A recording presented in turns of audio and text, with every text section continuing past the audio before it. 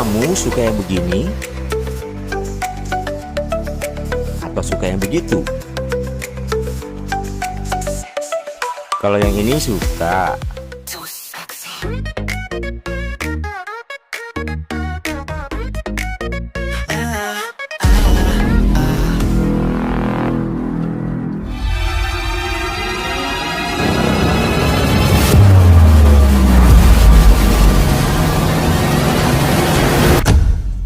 Sister Hong.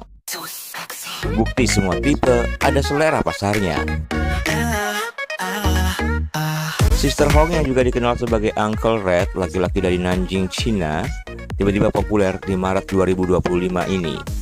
Bagaimana tidak dengan beredarnya berita akan dirinya yang diduga memikat sampai dengan 1692 pria, mengajak korbannya berjumpa di apartemennya, merekam diam-diam aktivitas mereka bercinta, dan menjual videonya melalui internet, menggemparkan dunia. Orang kaget dan rata-rata merespon dengan bagaimana mungkin sosok seperti dirinya berhasil menggoda dan membuat kelepek-kelepek sebegitu banyak pria. Karena kasusnya masih dalam proses, belum banyak data fakta yang terkuak dan terbuktikan seperti sejak kapan aktivitas ini dilakukan. Tapi kita hitung aja, bila 1 tahun 365 hari dan korban mencapai 1.700-an orang, bisa jadi sejak 6 tahun lalu dan hampir setiap harinya ada laki-laki yang datang ke tempatnya. Dan konon hampir 1.700-an laki-laki itu yang terpikat, polisi menyebutkan sebenarnya bukan sampai segitunya, tapi cuma 237 saja yang menjadi korban. Ini berdasarkan laporan yang masuk dari angka 1692 yang katanya dilebih-lebihkan oleh Sister Hong. Apapun itu tadi, profil pria yang datang mengejutkan dunia maya. Dari mulai warga lokal biasa, warga asing, mahasiswa, karyawan, dan sebagainya sampai influencer dan instruktur gym. Saat melakukan aksinya, Sister Hong mengenakan riasan tebal, rambut palsu, dan rok panjang yang menyerupai perempuan. Dia merayu para pria itu secara online dan mengajaknya ke apartemennya dengan iming-iming mendapatkan layanan secara gratis. Imbalannya nggak mahal, hanya sebatas susu, buah, makanan, minuman, bahkan minyak goreng. Apa yang mereka lakukan direkam tanpa persetujuan. Video itu kemudian diunggah ke platform pornografi berbayar sehingga dirinya juga mendapatkan keuntungan. Biaya berlangganan untuk mendapatkan akses videonya dengan para pria itu diduga dipatok seharga 150 yuan atau sekitar 350.000 rupiah. Hebatnya pihak kepolisian segera menghilangkan video-video itu dari media sosial. Yang tersisa dan banyak beredar sampai sekarang hanyalah video kedatangan, sedikit berbincang, menaruh buah tangan, dan aktivitas setelah selesai dan menjelang pulang. Pihak kepolisian kemudian menangkap dan menahan Sister Hong pada 5 Juli 2025 atas beberapa pelanggaran pasal dengan tuduhan utama menyebarkan konten pornografi. Tidak lama setelah itu, 8 Juli, Biro Keamanan Publik Nanjing Cabang Xiangning menetapkan Sister Hong sebagai tersangka dan menahannya. Pelaku dapat dijerat dengan beberapa pasal serius dalam hukum pidana Republik Rakyat Tiongkok, antara lain pasal 114 dan 115, menyebabkan penularan penyakit menular termasuk HIV, yang dapat dihukum sampai dengan 10 tahun penjara seumur hidup, bahkan hukuman mati jika menyebabkan kematian atau kerugian serius. Pasal 363, penyebaran materi pornografi tanpa izin, dapat dihukum penjara minimal 2 tahun. Pasal 237 dan 247, penghinaan dan pemaksaan dengan merekam seksual untuk menekan korban. Pasal 42 Undang-Undang Keamanan Publik, tindakan pelanggaran privasi, bisa dikenai denda dan penahanan administratif. Para korban yang ternyata adalah pria lajang, tunangan, bahkan suami orang, baru menyadari wajah mereka tersebar secara online setelah rekaman pribadi itu bocor ke media sosial Tiongkok. Publik banyak mempertanyakan bagaimana mungkin sebegitu banyak pria yang terperdaya oleh penyamaran Sister Hong yang menurut sebagian orang masih sangat tampak seperti pria. Namun menurut pengakuan korban yang menulis kisah mereka di Weibo, banyak dari mereka yang mengabaikan kecurigaan karena sudah terlanjur terlibat secara emosional dan fisik. Sister Hong menciptakan citra perempuan lembut, penuh empati dan perhatian.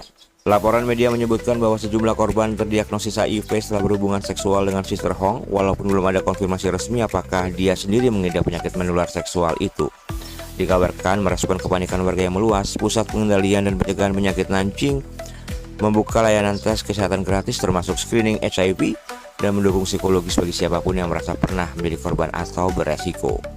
Sifatnya yang pendiam, sabar, dan penuh pengertian membuat banyak korban merasa diterima dan nyaman Bagi sebagian besar yang datang, Sister Hong adalah tempat pelarian dari tekanan sosial. Ini bukan sekedar fisik, tapi tentang bagaimana kekuasaan, baik yang tampak secara langsung ataupun tidak dipakai untuk mengontrol, menekan, atau mengeksploitasi pihak yang lebih lemah.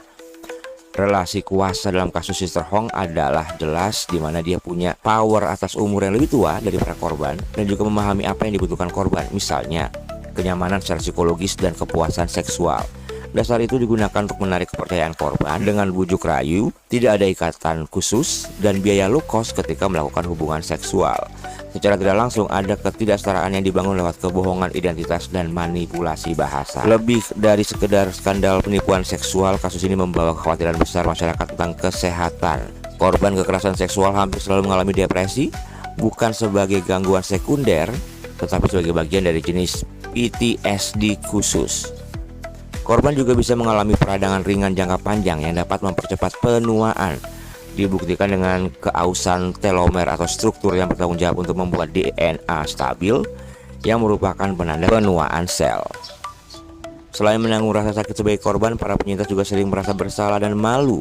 Budaya kerap melabelkan setumpuk stereotip, bahkan meminggirkan para penyintas, sampai juga pengucilan dari masyarakat bisa berdampak beberapa hal, dari mulai seringan kehilangan pekerjaan sampai depresi jangka panjang. Kasus Sister Hong bisa jadi alarm untuk berubah paradigma kekerasan yang selama ini menjadi wacana, di mana hanya dialami oleh perempuan, tapi ternyata laki-laki juga. Perhatian terhadap modus yang dilakukan para pelaku terhadap korban laki-laki perlu dikulik dan dinarasikan masyarakat umum sebagai satu langkah mengantisipasi maraknya kekerasan. Sister Hong memang mengejutkan. Pria berusia 38 tahun ini mengaku sebagai wanita yang telah bercerai dan tengah mencari pasangan hidup. Diakuinya kehidupannya yang unik ini dijalani setelah pindah ke Nanjing dan mulai menjadi seorang crossdresser. Menurut Wikipedia, crossdresser adalah orang dengan perilaku lintas gender, berlawanan daripada gendernya sendiri dan umumnya berdasarkan latar kebudayaan tertentu. Hampir setiap kelompok masyarakat manusia sepanjang sejarah memiliki norma tertentu terkait pemakaian, baju, dan penampilan untuk setiap gender. Lintas busana ditemukan di berbagai kebudayaan dunia sepanjang sejarah sampai dengan saat ini. Seseorang dengan berlintas busana bisa memiliki tujuan yang beragam, dari mulai penyamaran, hiburan, atau ekspresi diri. Tapi cross-gender tidak sama dengan transgender.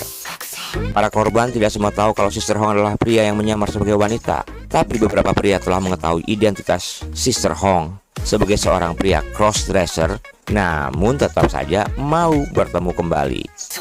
Ada frasa yang populer yang muncul di media sosial Tiongkok: karena sudah sejauh ini, lebih baik diselesaikan. Ya mungkin kalau udah syahwat, sayang kalau harus terlewat.